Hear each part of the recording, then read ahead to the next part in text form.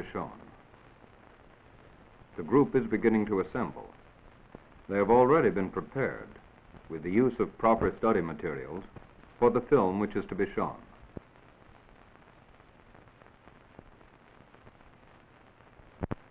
The projector is in place.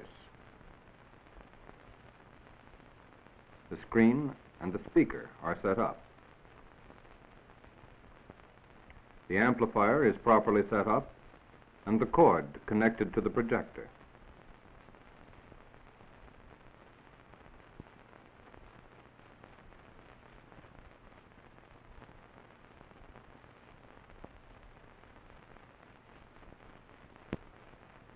The power cord is properly connected both to the projector and to the outlet.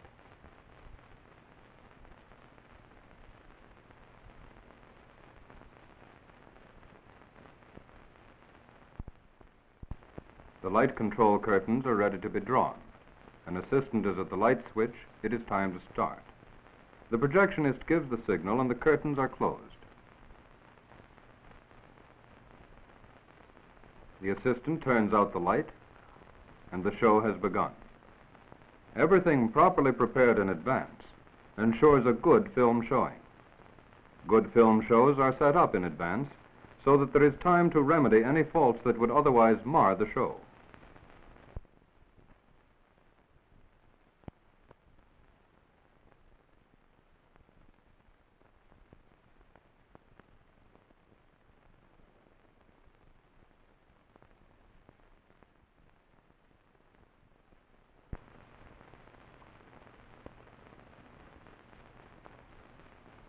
In this room, a film will be shown shortly. The projectionist arrives early so that he will have time to set up his equipment and check the light control facilities, the ventilation, the power source, his own equipment, and the films to be shown. He has already made sure that the power supply is the right kind, alternating or direct current, and that it is the right voltage for the projector.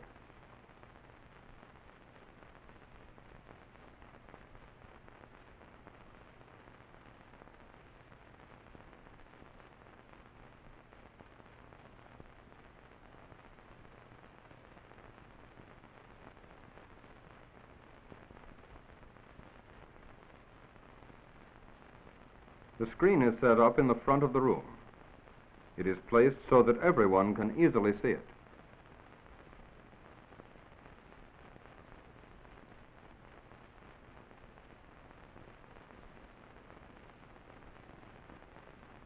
The bottom of the screen should be level with the tops of the heads of those in the front row.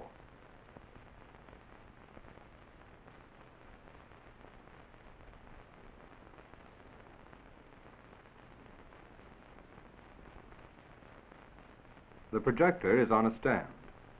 The stand is directly in front of the screen, so that there will be no sidewise distortion of the projected image.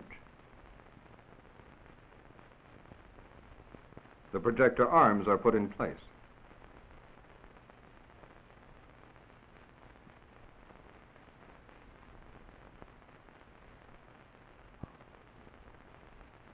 The take-up belt is checked.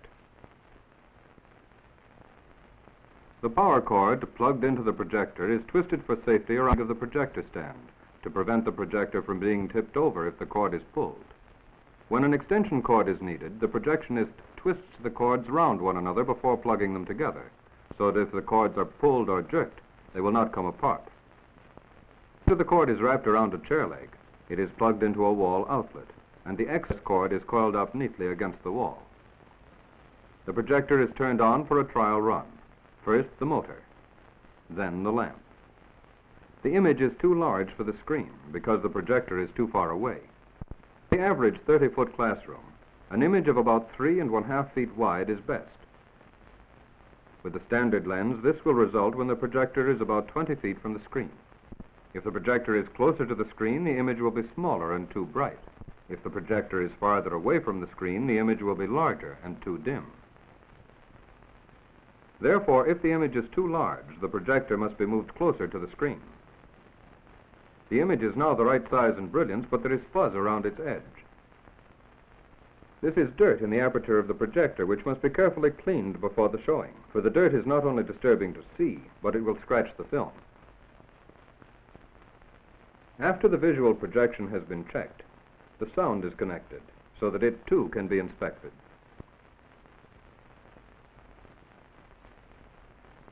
Some speakers have their own power supply, and the cord must be plugged into a wall outlet.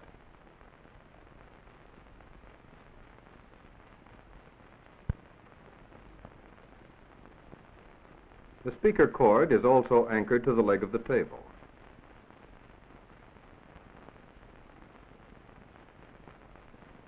It is anchored again to the leg of the projector stand before it is connected to the projector.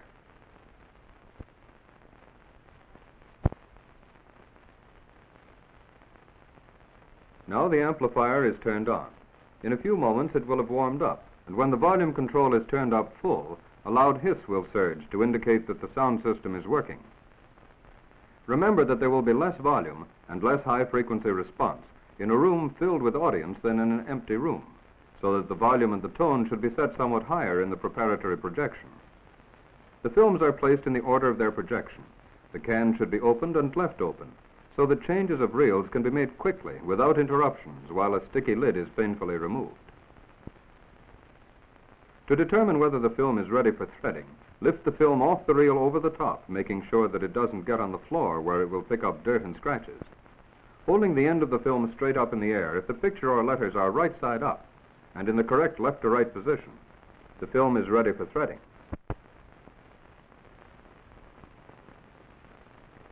When the show begins, you won't have this or this. The picture will be right side up and in the proper position. All the reels that are to be projected should be inspected in this manner. When this has been done, the first film on the program should be threaded in the projector.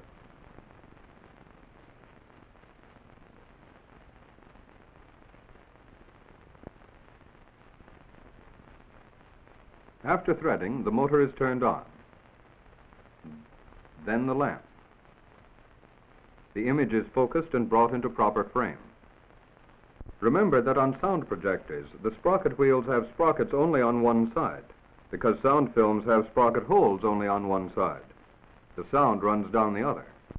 Most silent projectors have sprockets on both sides of the sprocket wheel.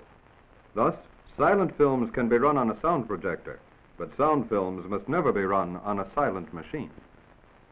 To reduce the strain on the film during projection, the film is threaded with loops above and below the gate. If the loops are too short, they will tear the film. If they are too large, they will slap about. The correct size is indicated on the projector itself.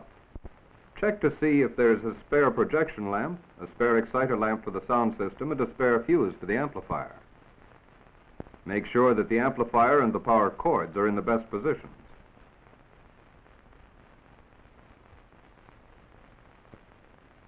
Check the light control facilities. Draw curtains, when properly installed, provide the most effective light control medium. The curtain should be hung in such a way that the hangers run along a track. The rod and ring method will not stand up to long wear. The track should be fixed to the ceiling, far enough away from the wall so that the curtain will avoid obstructions, such as window boxes, bookshelves, radiators, or windows that open inwards like this. The bottom of the curtain should be about 18 inches from the floor. This will control the light, but permit ventilation. Here the curtains operate smoothly and darken effectively.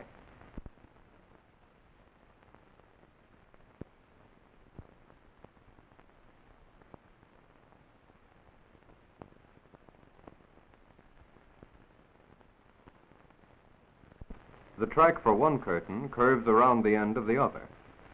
Thus, there is an overlap, and no gap is present to permit the entry of light. Everything has now been checked: the light control facilities, the film, the projector, and the amplifier. The projectionist arrived early enough to make sure that all would be working well.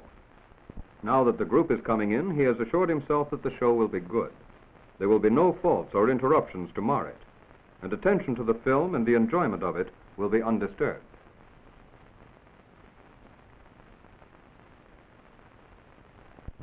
When the show is over, the room lights are turned on while the end title is still on the screen. The projector lamp is then turned off. As soon as the sound on the film is finished, the amplifier is turned off. If at all possible, dismantling or removal should not take place until after the audience has dispersed.